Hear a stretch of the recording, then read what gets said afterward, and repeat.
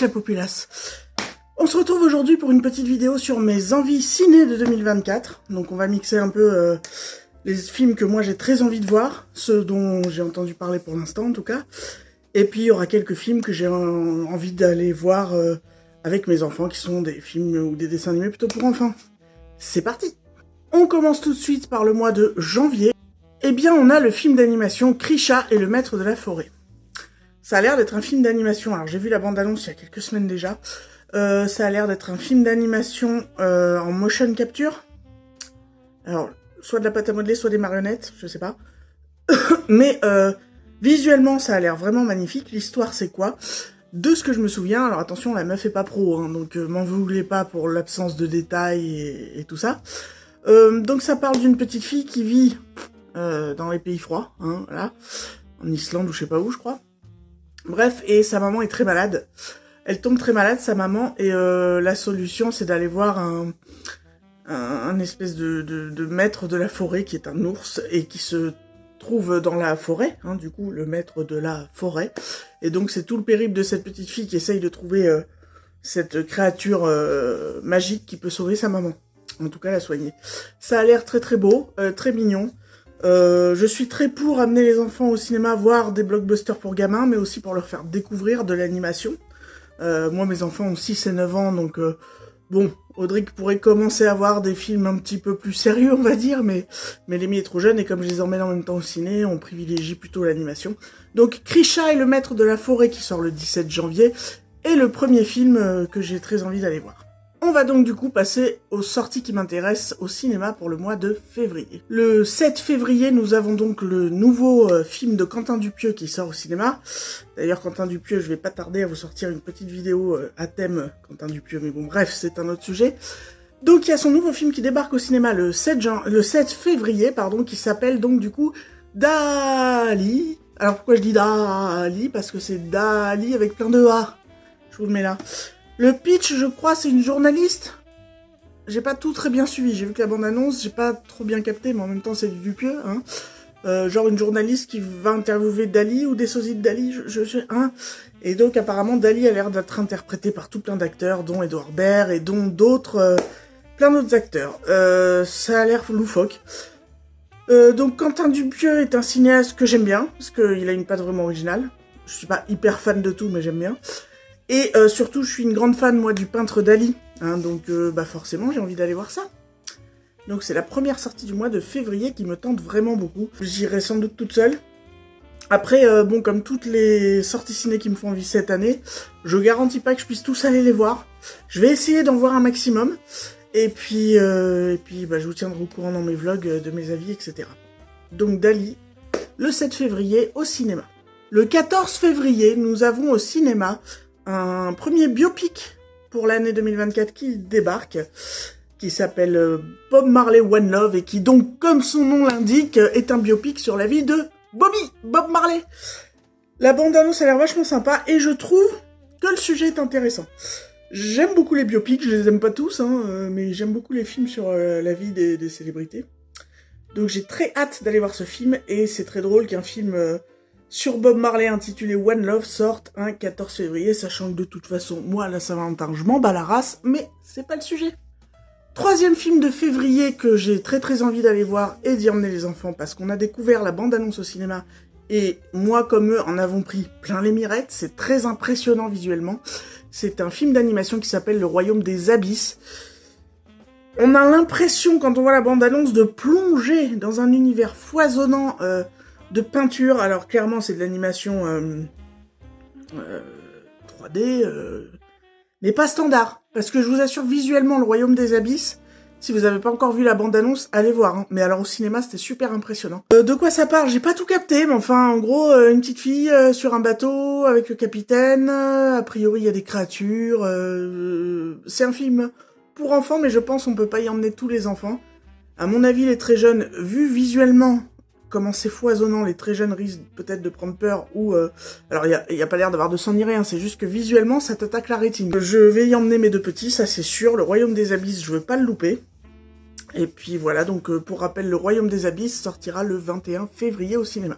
Petite précision utile, les films que je cite et que j'ai très très envie d'aller voir, sont soumis à plusieurs conditions hein, pour que je puisse les voir au cinéma. De une, qu'ils sortent dans mon cinéma, parce que moi je me déplace pas à 1 heure de route, hein, je vais au cinéma proche de chez moi. Faut qu'ils soient encore à l'affiche, quand c'est des films que je vais aller voir seul, les moments où j'ai pas les enfants, c'est-à-dire un week-end sur 2 ou la moitié des vacances. Dernière condition, faut que j'ai les ronds à ce moment-là, parce qu'il y a des mois où il y a peut-être 4 films que j'ai envie de voir, j'aurais peut-être pas les ronds de me payer 4 places de ciné. Mais bon, bref. Pour le mois de mars, nous partons sur un seul film qui me tente au cinéma, qui sort le 6 mars, qui s'appelle Imaginary. C'est un film d'horreur apparemment, hein. C'est le studio A24, A24, comme disent les bobos, qui a produit quand même pas mal de films d'horreur assez sympas. Alors j'en ai vu très peu, mais entre autres c'est eux qui avaient produit sa boîte de prod de Get Out, hein, quand même, de Jordan Peele. Jordan Peele est un cinéaste que j'adore, bon on en reparlera peut-être pour une autre fois, mais bon bref, on parle pas de Jordan Peele, là on parle de Imaginary. De quoi ça cause Imaginary? Eh ben apparemment, je comprends vaguement en ayant vu la bande-annonce, une maman revient dans sa maison d'enfance avec sa petite gamine. Et puis la gamine, quand elle ouvre la cave, il y a un vieil ourson en peluche, tout petit, tout mignon, assis dans la cave. Donc elle le prend, évidemment, elle joue avec plusieurs jours, et puis elle le prend comme un ami imaginaire, et de ce qu'on comprend, la maman aussi avait pris cet ours-là en tant qu'ami imaginaire, quoi. Et donc, du coup, au fur et à mesure de la bande-annonce, en tout cas, on voit que ça va dégénérer. Qu'au début, la maman pense bien que bon, ok, elle joue avec sa peluche, tu vois, mais qu'au bout d'un moment, elle se dit, c'est bizarre quand même, là, qu'elle dise ou qu'elle fasse ces trucs-là. C'est pas le style de ma fille, tu vois. Et donc, en gros, c'est l'histoire d'une nounours qui est possédée. Alors, tu sais pas trop pourquoi et par quoi et comment ça va finir. Ça a pas l'air d'être un truc sur le diable, c'est plutôt un délire autour des amis imaginaires. En gros, et si les amis imaginaires étaient réels. Donc ça, c'est la sauce film d'horreur. On verra plus tard qu'il y a un autre film qui va parler d'amis imaginaires cette année, qui pour le coup est un film pour enfants.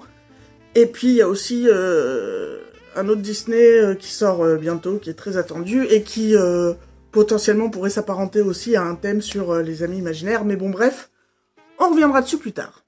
Pour le mois d'avril, nous avons donc 2 films qui me tentent énormément. Donc, alors, le premier, c'est pas qui me tente énormément, c'est que les petits avaient vu le premier, puisque ça va être une suite, qu'ils avaient bien aimé. Moi, je l'avais pas trouvé dégueulasse. Je l'avais pas trouvé non plus transcendant. Autant vous dire que si c'était que pour moi, j'irais pas voir ça au cinéma. Mais vu que ça tente les gamins, et puis que moi, j'avais quand même passé un moment correct, je pense que si on peut, on va y aller. Donc bref, trop de blabla. C'est un film qui sort donc le 3 avril, et donc c'est la suite du dernier film de SOS Fantôme, vous savez, avec les ados là. Et donc là, c'est SOS Fantôme, la menace de glace. Alors j'ai juste entendu parler du truc, j'ai même pas vu de bande-annonce, donc mais bon, sans doute qu'on ira voir ça. Deuxième film du mois d'avril, que là, par contre, j'attends bien fort, ce sera donc le deuxième biopic de l'année, Back to Black, et qui est, forcément, vu le titre, c'est un biopic sur la vie de Amy Winehouse, voilà. J'ai vu la bande-annonce, ça me parle bien, l'actrice qui joue le rôle, je vous dirai pas le nom, on s'en fout, j'ai pas assez bossé, puis de toute façon, c'est pas mon boulot, c'est de la détente YouTube. Donc la nana qui joue Amy Winehouse, je trouve qu'elle colle assez bien dans la ressemblance. C'est pas le portrait craché, mais ça colle bien. Elle a l'air de jouer très bien en plus. Et donc voilà, la bande-annonce a l'air sympa. Juste, elle est très édulcorée. Alors soit c'est édulcoré justement parce que tout ça va être dans le film, et quelque part je l'espère, parce que ça fait partie de la légende d'Amy Winehouse, c'est-à-dire que dans la bande-annonce, on parle pas de on évoque à aucun moment ces problèmes de drogue, d'alcool et de dépendance de quel que ce soit, alors qu'on sait que ça fait partie de sa légende et de sa chute aussi. Donc on verra bien, mais j'ai très très hâte d'aller voir Back to Black, qui sortira donc le 24 avril. Au mois de mai, 2 sorties sont attendues par moi-même et mes enfants. Le premier sort le 15 mai, alors le titre original c'est If, et le titre français sera Blue et compagnie. C'est un film à moitié film et avec une partie animation dedans. Alors c'est avec Ryan Reynolds, et de ce que j'ai compris, en gros, c'est un mec qui se retrouve avec des créatures chez lui, qui sont probablement ses amis imaginaires d'enfance, mais qui débarquent pour de vrai. C'est un film pour enfants, un film familial, donc là pour le coup c'est pas le côté film d'horreur, mais c'est effectivement un autre film cette année qui parle des amis imaginaires. peut-être une tendance pour 2024. Deuxième film du mois de mai que j'attends énormément. Donc Furiosa, qui sort le 22 mai. Pourquoi je l'attends énormément? Parce que moi, personnellement, alors je sais que tous les fans des vieux Mad Max vont avoir les cheveux qui plissent, mais moi, les vieux Mad Max, je les aime beaucoup, ceux avec Mel Gibson, y a pas de souci. Mais alors, le Mad Max Fury Road, là, qui était sorti il y a quelques années, je l'avais trouvé complètement démentiel. Et donc j'ai très très hâte de voir la suite, puisque la suite ou le préquel, je sais pas trop. Mais enfin en gros ça va traiter du personnage de Furiosa, qui était joué dans le premier opus par Charlize Theron. Alors c'est pas elle qui reprend le rôle. Pourquoi? Aucune foutre idée. Et ça m'est égal. Du moment que ce soit le même réal, je suis même pas sûr que ce soit le même réal. Je devrais peut-être me renseigner en fait avant d'ouvrir ma gueule. Vu que c'est la suite du premier opus que j'avais adoré, autant visuellement que dans l'ambiance du truc, et ben j'ai très hâte d'aller voir Furiosa au cinéma. Au mois de juin, nous avons donc 3 sorties ciné qui m'attirent énormément. Donc le 15 juin, nous avons un film horrifique fantastique qui s'appelle The Watchers, apparemment adapté d'un roman.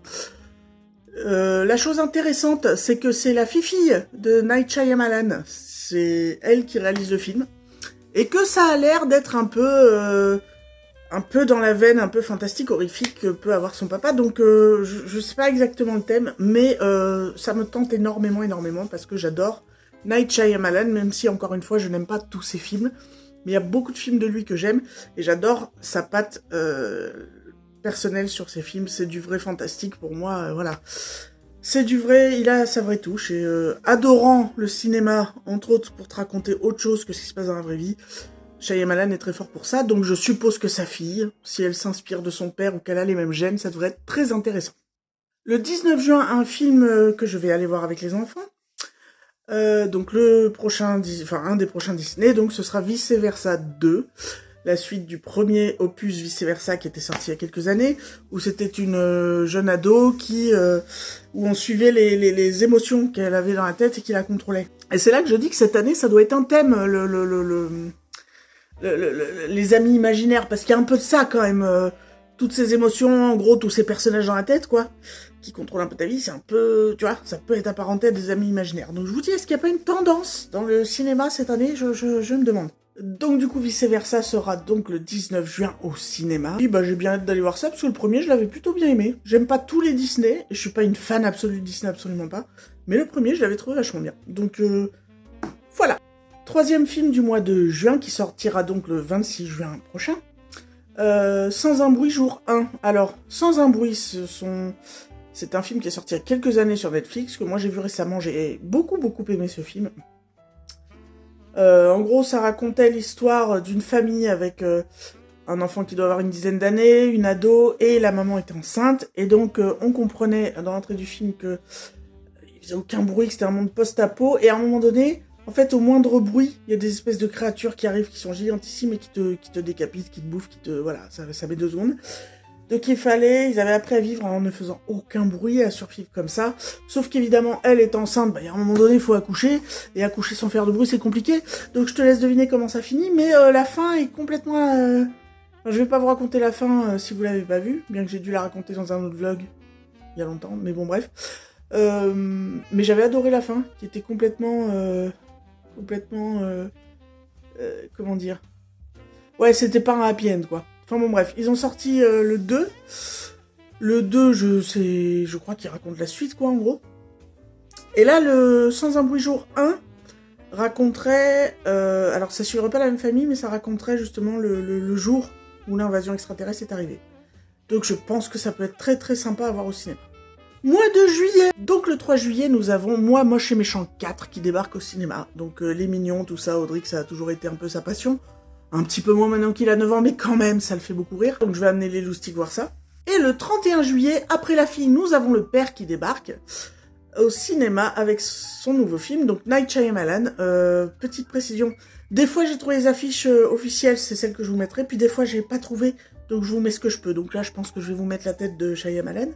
Bref, le nouveau film de Shyamalan qui s'appelle Trap, dont nous avons pour l'instant très peu d'infos, à part que ça se passerait pendant un concert.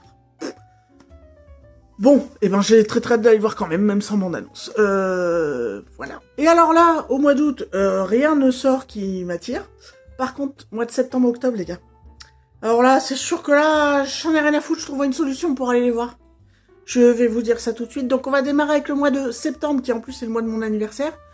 Et on va parler d'abord du premier film que j'ai très envie d'aller voir au mois de septembre 2024, 11 septembre. Et il s'agit de... J'ai même pas encore vu de bande-annonce, ça se trouve ça va être nul à chier, ils vont tout massacrer, mais j'y crois, putain, j'y crois, c'est Beetlejuice 2, les gars, depuis le temps qu'on attend, enfin qu'on attend ou pas, mais bon, Beetlejuice, c'est culte, quoi, c'est culte, j'ai 41 ans, j'adore Tim Burton et Beetlejuice, quoi, Beetlejuice. Donc voilà, il faudra que j'aille voir ce film. Et il faudra absolument que mon cinéma le passe, et il faudra absolument que j'aille le voir. C'est tout, pour moi voilà, ça fait partie des meilleurs films de Tim Burton quand même si pour l'avoir revu récemment avec Audrey, les effets ont clairement mal vieilli, mais ça donne une patine au film justement, cet effet pâte à modeler. Mais bon, c'est du Tim Burton pur jus, c'était la bonne époque de Tim Burton, et donc j'ai très envie d'aller voir Beetlejuice 2 au cinéma, il me tarde. Le 20 septembre, alors pareil, il n'y a pas encore de visuel, sort le prochain DreamWorks, qui s'appelle donc c'est un film d'animation, certainement, évidemment, qui s'appelle Robot Sauvage, qui est tiré d'un roman pour enfants, où, alors de ce que j'ai compris il y a quelques semaines quand j'ai vu ça, c'est un robot qui débarque sur une île sauvage, ou je sais pas quoi, un truc dans le genre, bon.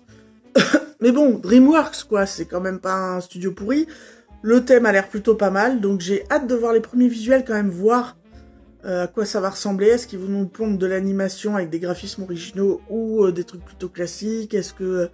voilà, mais en tout cas, je suis très curieuse de voir ce truc-là. Je précise juste que Beetlejuice, j'irai sans doute le voir toute seule, puisque Audric a quand même un peu flippé devant le Beetlejuice 1, donc le 2 avec des effets spéciaux plus modernes, je présume. C'est pas la peine que je l'emmène, et Lémi sera trop petit pour voir ça. Donc Beetlejuice 2 sera pour ma gueule, mais tant mieux. Et Robot Sauvage, bien sûr, je les emmènerai voir. Sauf si d'un coup DreamWorks se met à faire des films gore, ce qui m'étonnerait. Ensuite, on passe à octobre. Mais octobre, mais... Alors, à la fois, j'ai hâte, et à la fois, j'ai peur, mais j'ai hâte. Donc, le premier film du mois d'octobre, celui pour lequel j'ai très très hâte et très très peur, sort Joker Folie à deux.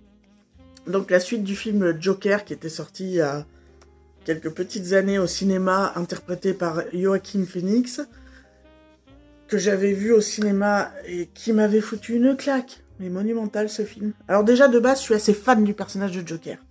Mais là, ce qui en a fait Todd Phillips, l'univers crasseux de Gotham est à la fois hyper ancré dans notre réalité, hein, ça se superpose un peu avec notre réalité. Enfin, je pourrais vous parler beaucoup du premier opus que j'ai tellement adoré, mais c'est un de mes films clairement préférés malgré tous les films que j'ai vus dans ma life. Et j'ai très très hâte d'aller voir Joker 2, et en même temps j'ai très très peur, parce que Todd Phillips, quand il a sorti le premier, qui a eu tellement de succès critique et tout, a dit, de toute façon c'est un one shot, j'en ferai pas de suite. Puis finalement, elle a pas du gain, donc il a écrit une suite. Alors, il y aura Joaquin Phoenix, c'est le même réal, donc visuellement ça devrait être la même ambiance, et je re-signe. Après, est-ce qu'il arrivera à faire un scénario aussi attractif que le premier? Je sais pas. Dans le deuxième, on va donc parler de Harley Quinn. Puisque Joker Folie à deux. Folie à deux, c'est un syndrome psychiatrique, je crois, où les deux s'engrènent dans la folie, justement. Et donc, forcément, Harley Quinn sera présente. Donc, ça va raconter, sans doute, je suppose, leurs rencontres et comment ça se passe entre eux. Qu'est-ce qui fait qu'ils sont devenus cinglés? Qu'est-ce qui fait que cette psychiatre est devenue complètement tapée du bulbe, hein, puisque dans le comic c'est un peu ça. Et puis c'est interprété par Lady Gaga. Alors sur Lady Gaga, je vais tout de suite vous dire, je n'ai absolument aucun doute sur sa performance d'actrice, parce que musicalement je l'aime bien, je suis pas méga fan, mais je l'aime bien, mais pour l'avoir vue jouer dans quelques films, et surtout dans la série American Horror Story, je la trouve géniale en tant qu'actrice, donc j'ai très hâte de la voir jouer. Après, le truc qui me rebute, c'est le fait d'avoir fait une suite alors qu'il voulait pas en faire au départ. Le truc qui me rebute, qui me fait un peu peur en tout cas. L'autre truc qui me fait un peu peur, c'est que ça va être une comédie musicale. Mais j'ai très hâte d'y aller quand même, hein, on va pas se le cacher, j'ai très hâte de retrouver Joaquin Phoenix dans son rôle du Joker. Rien que ça, déjà, j'ai très hâte. Après, j'espère que ce sera pas trop en dessous du premier. Le 23 octobre, le deuxième film que j'ai envie d'aller voir au mois d'octobre, sortira normalement le film français Monsieur Aznavour, donc le troisième biopic de l'année. Film français, du coup, apparemment scénario, idée originale du thème, etc. Par Grand Corps Malade et un autre type. Après, j'ai jamais vu aucun film de Grand Corps Malade. Il paraît qu'il en a déjà écrit 2 ou 3. Je sais pas, vous me direz. Mais, même si Charles Aznavour, musicalement, c'est pas ce que j'écoute, ça reste quand même une sacrée figure de la variété française, quoi. Enfin, c'est peut-être un des king of variété française, j'ai envie de te dire. Donc, je trouve ça très intéressant de voir un biopic sur sa vie. En plus, apparemment, il traiterait de son ascension dans les années 50. Donc, de là où il est parti jusqu'à son apogée, on va dire. Et j'ai très hâte. Et c'est Tahar Rahim qui prendra le rôle d'Aznavour au travers de ses âges, qui est quand même un excellent acteur. Donc, je suis très curieuse. Novembre, a priori, j'ai entendu parler de rien qui me tenterait, en tout cas. Et enfin, pour décembre 2024, le 18 décembre, nous avons... Alors, les 2 films du mois de décembre que j'ai envie d'aller voir, c'est des films que je vais aller voir avec les enfants, dont je suis curieuse, mais en même temps, j'aurais été toute seule, je serais pas allée les voir. Donc, le premier qui sort le 18 décembre, c'est Mufasa, de Disney, qui va être en live action, dans l'esprit du live action du Roi Lion qu'ils avaient fait il y a quelques années, que j'avais maudit sa mère. Parce qu'ils ont voulu refaire presque plan par plan le Roi Lion, mais sans en prendre l'essence pétillante, tu vois. Genre la scène Soyez prête et la scène Je voudrais déjà être roi, ça n'avait aucun intérêt en live action parce qu'ils n'ont pas repris le truc, tu vois. Ils ont voulu faire du réaliste. Donc ça passait pas parce qu'il y a un peu de folie quand même dans le Roi Lion par moment. Et de pas retrouver ces scènes-là en ayant quand même des copier-coller, des chansons et des dialogues, pour moi, ça l'a pas fait. Ça l'a pas fait du tout. Par contre, là, Mufasa, c'est pas un remake live action. Ce sera l'histoire du papa de Simba, quoi. L'histoire de Mufasa. Donc, ça va être un film original Disney. Et là, je suis quand même curieuse de voir ce que ça donne. Voilà, parce que moi, les live action Disney, ras la casquette. Tout ça pour faire du wokisme à 2 balles, alors que pour faire du wokisme, on te demande pas de réécrire des trucs que t'as déjà fait. On te demande de sortir des contes plus inclusifs, mais des nouvelles choses, quoi, en fait. C'est juste... Enfin bon, bref, on pourra en parler de ça aussi. Et l'autre film de décembre, vu la date de sortie, je suis pas sûr qu'on y aille le jour de la sortie, là. Donc le 25 décembre sort Sonic 3, le film au cinéma. Toujours avec Jim Carrey dans le rôle de Robotnik. On a vu les 2 premiers, écoutez, moi le premier, je l'avais beaucoup adoré, je l'ai pas mal attendu.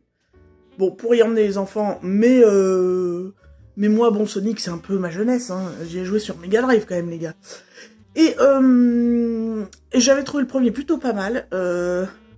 On avait eu peur lors des premières bandes annonces, pour ceux qui se rappellent des premières bandes annonces du Sonic 1. La gueule de Sonic.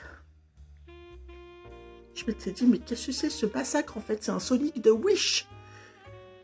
Et puis, du coup, les fans ont tellement critiqué la gueule du Sonic des premières bandes annonces qu'ils le retravaillaient et finalement ça allait beaucoup mieux. Et puis Jim Carrey dedans est excellent, Jim Carrey fait du Jim Carrey et ça lui va très bien le rôle de Robotnik. Dans le deuxième, on rajoutait Knuckles. Voilà, et dans le troisième, puisqu'à la fin du 2, ça... T'as le spoil, hein. Donc à la fin du 2, on sait qu'ils vont se mettre à chercher Shadow. Donc dans le 3, évidemment, c'est l'arrivée de Shadow. Donc pour finir cette vidéo, puisqu'on a fait le tour de l'année 2024 sur mes envies ciné, pour le moment, peut-être que j'irai voir d'autres trucs dont j'ai pas encore entendu parler, c'est qu'on va en parler quand même, que 2025, il y a une sortie ciné que j'attends depuis des années, mais pareil, j'attends avec hâte et peur en même temps. Le biopic sur la vie de Michael est censé sortir en avril 2025. Je pense qu'on en reparlera. Ma vidéo est finie. J'espère qu'elle vous a plu. N'hésitez pas à laisser des commentaires, à mettre des likes si vous avez kiffé ou pas. Faites ce que vous voulez après tout. Et puis, écoutez, à vous de me dire les films que vous avez envie de voir en 2024. Ça me filera peut-être des idées. Prenez soin de vous et des gens qui prennent soin de vous.